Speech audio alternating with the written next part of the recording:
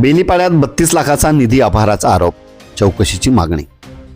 तळोदा तालुक्यातील बेलीपाडा येथे 15वा वित्त आयोग व पेसा निधीतून प्रत्यक्ष विकास कामे न करता सुमारे 32,81,000 रुपयांची बिले काढून निधीचा अपहार केल्याचा आरोप ग्रामस्थांनी केला आहे.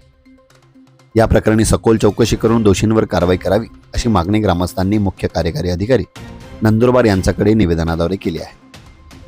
ऑनलाईन पोर्टलवरील माहितीनुसार 32,81,059 रुपये खर्च झाल्याचे दिसत असले तरी प्रत्यक्षात गावात अपेक्षित विकास कामे झालेली नसल्याचा ग्रामस्थांचा आरोप आहे.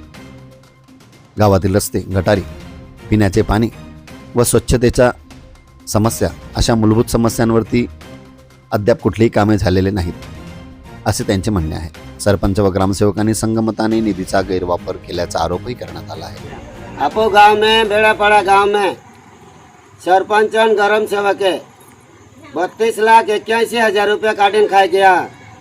हमें लोग काज कामे ना केले यहाँ ग्राम सेवक हो और सरपंच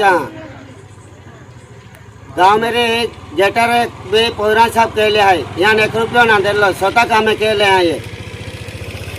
तो हमने कार्रवाई कर लो है यहाँ पे बेनी जहाँ पे आमच्या बेलीपाडा गावात ग्रामसेवक आणि सरपंच ह्याने 32,81,000 एवढी निधी काढली आणि त्याच्यामधून काहीच काम केलेलं नाही. गटारी आपल्या ग्रामपंचायतीमधून काहीच नाही काय केलं आणि गावातील पोरांनी गटारी साफ केली आहे.